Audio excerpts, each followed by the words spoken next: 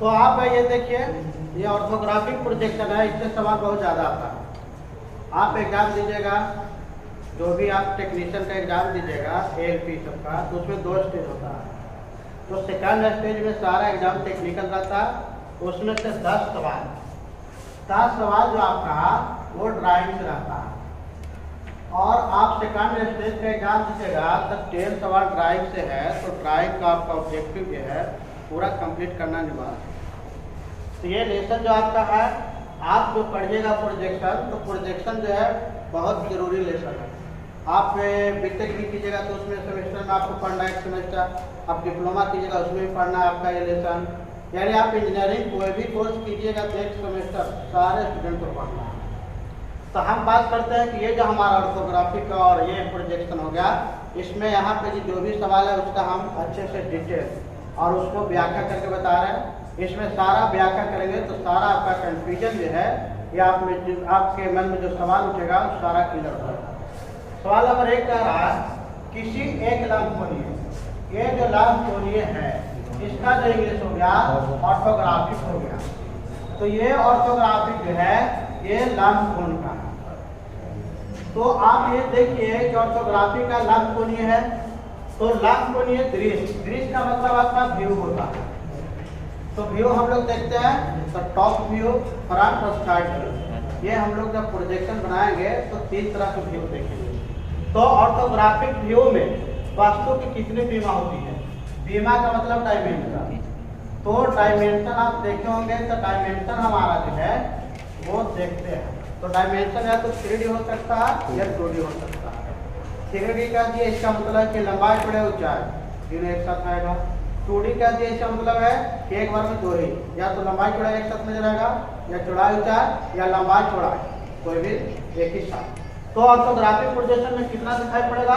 तो 2 बीमा, यानी एक बार में हम 2 ही बीमा देखेंगे। लंबाई चौड़ाई देख सकते हैं या चौड़ाई ऊंचाई, या फिर हम लोग लंबाई हाइट देख सकते हैं। ये आपको क्लियर हो गया। अब यही सवाल आता है, थोड़ा घुमा करके एग्जाम में पूछता है कि कौन सा व्यू में 3D हम लोग देखते हैं।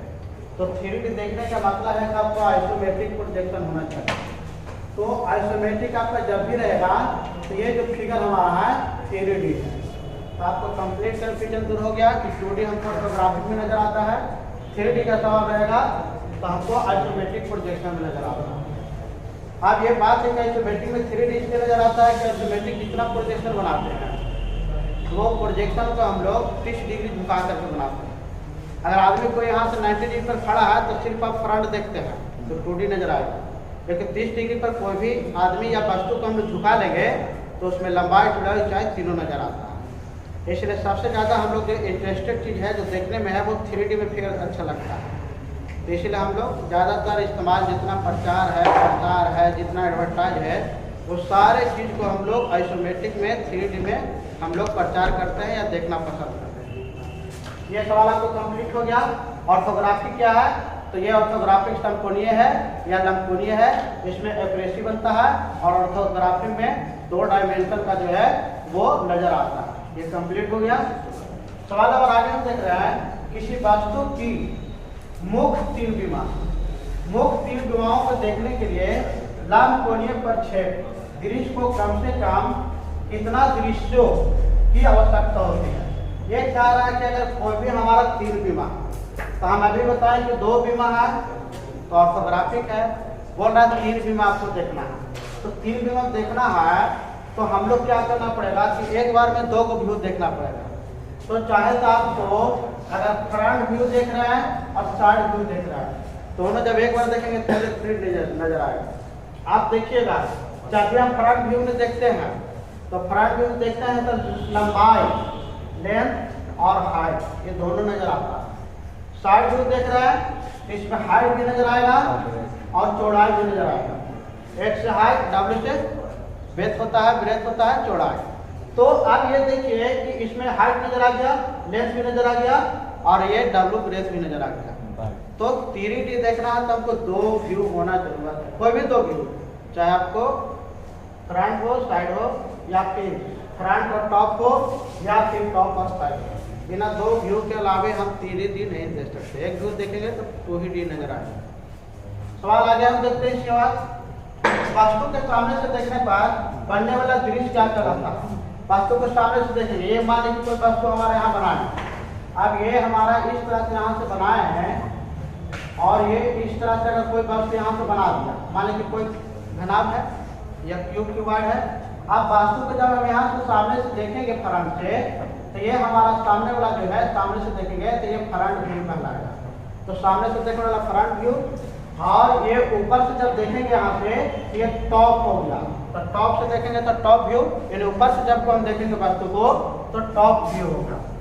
अब इसके बाद ये फ्रंट हो गया, इधर से देखेंगे तो ये लेफ्ट साइड व्यू हो गया, लेफ्ट साइड। तो सवाल अगर आपको ऊपर कह रहा, ऊपर से देखेंगे तो टॉप व्यू कह रहा, वस्तु को सीधे हस्त यानी सीधे जो है ये वस्तु को अगर राइट साइड से देखेंगे, तो वस्तु को राइट साइड से देखेंगे तो ये देखिए, अगर हमने ये वस्तु यहाँ से बना दिया और ये वस्तु को जब हमने यहाँ से बनाया, ये हमारा इस तरह से बना, तो वस्तु को ये हमारा अगर इधर देखें तो ये लेफ्ट साइड हो गया, अगर इधर साइड को मानता है तो ये राइट साइड हो गया।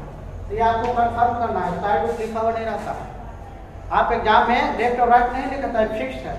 जैसे हम लोग कैसे कोई हिसाब से बनाते हैं तो प्लस नहीं लिखा रहता, लेकिन छिपा हुआ मानते हैं। तो लेफ्ट और राइट आपको हो गया।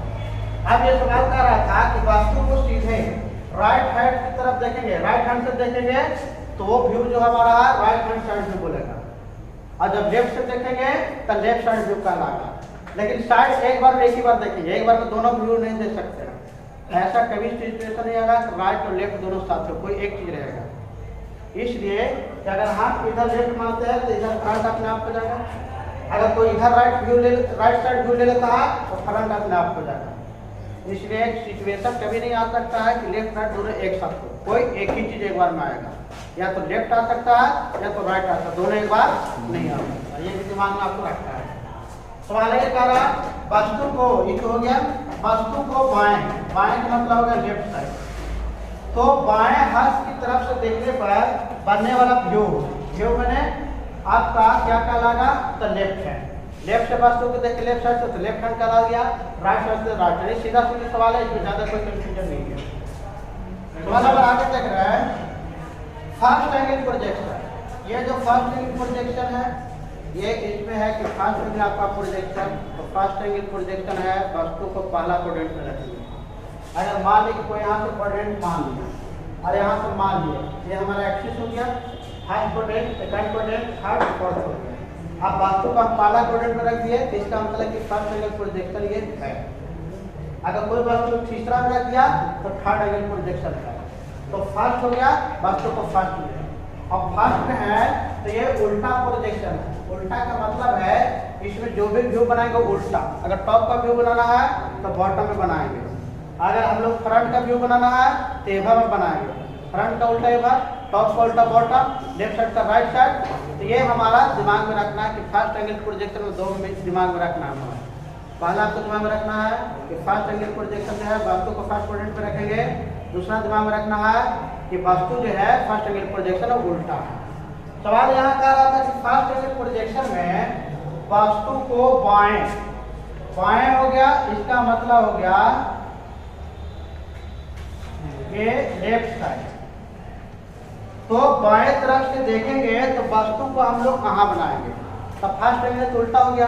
तो जब लेफ्ट साइड से देख रहे हैं तो वस्तु का व्यू कहाँ बनाएगा, तो लेफ्ट को उल्टा राइट है तो राइट साइड में बनाएगा। राइट साइड का मतलब है कि हम लोग यहाँ से क्वाड्रेंट बना लिए, तो वस्तु का अगर लेफ्ट साइड से देख रहा है तो यहाँ पर ये राइट साइड का बनेगा, तो राइट साइड का व्यू यहाँ बनेगा। साहब जब लेफ्ट से देखेंगे तभी उल्टा होगा। सवाल उसी तरह से आगे कह रहा था कि फर्स्ट एंगल प्रोजेक्शन में वस्तु को दाएं तरफ से, ये राइट है, तो ये हमारा दायां हो गया। तो दायां तरफ से देखे तो लेफ्ट साइड में देखे, और इसी तरह से सवाल कर रहा फर्स्ट एंगल प्रोजेक्शन में वस्तु को बाएं तरफ से, लेफ्ट साइड से देखे तो राइट। ये देखिए दोनों का अपोजिट है, यानी फर्स्ट एंगल प्रोजेक्शन है। सवाल नंबर 9 कह रहा फर्स्ट एंगल प्रोजेक्शन में वस्तु को ऊपर की तरफ से देखने पर बनने वाला टॉप व्यू। तो टॉप व्यू ऊपर से देख रहा है, फर्स्ट एंगल तो उल्टा है, तो टॉप उल्टा तो नीचे होगा, तो फ्रंट में या फिर बॉटम में बनेगा। यहाँ आपका सवाल जो है वो बॉटम गिरा सकता है। फ्रंट में तो नीचे से देखते हैं खड़ा करके, तो बॉटम भी रहेगा, तो वो भी अंतर आपका सही है, थोड़ा ध्यान में रखिएगा। आप सवाल का रहा है थर्ड एंगल प्रोजेक्शन। तो थर्ड एंगल प्रोजेक्शन में वस्तु को दाएं, दाएं का मतलब है ये हमारा जो है ये राइट साइड हो गया, RIGHT। तो राइट साइड के तरफ से देखेंगे तो राइट साइड से साइड व्यू कहाँ बनेगा, तो ये फ्रंट के सामने ये राइट हैंड के तरफ बनेगा। ये हमारा जो था ये थर्ड एंगल है, तो थर्ड एंगल सीधा सीधी है, तो थर्ड में राइट से देखेंगे राइट की तरफ बनेगा और लेफ्ट से देखेंगे लेफ्ट का, लेकिन फर्स्ट में राइट वाला लेफ्ट बनेगा और लेफ्ट वाला राइट। यानी आपको सीधा सीधी याद रखना है कि फर्स्ट एंगल में उल्टा बनता है और थर्ड एंगल में सीधा बनता है। थर्ड एंगल में लेफ्ट साइड का व्यू लेफ्ट की तरफ बनेगा, थर्ड एंगल में राइट साइड का व्यू राइट की तरफ बनेगा, लेकिन फर्स्ट एंगल में पूछेगा तो लेफ्ट का व्यू राइट तरफ बनेगा और राइट का व्यू लेफ्ट तरफ। ये दोनों बात याद रखना है। इस तरह से अगर इसमें कोई कंफ्यूजन है तो आप कमेंट सेक्शन में लिखिए। हम उम्मीद करते हैं पूरा सब कुछ समझ में आ गया।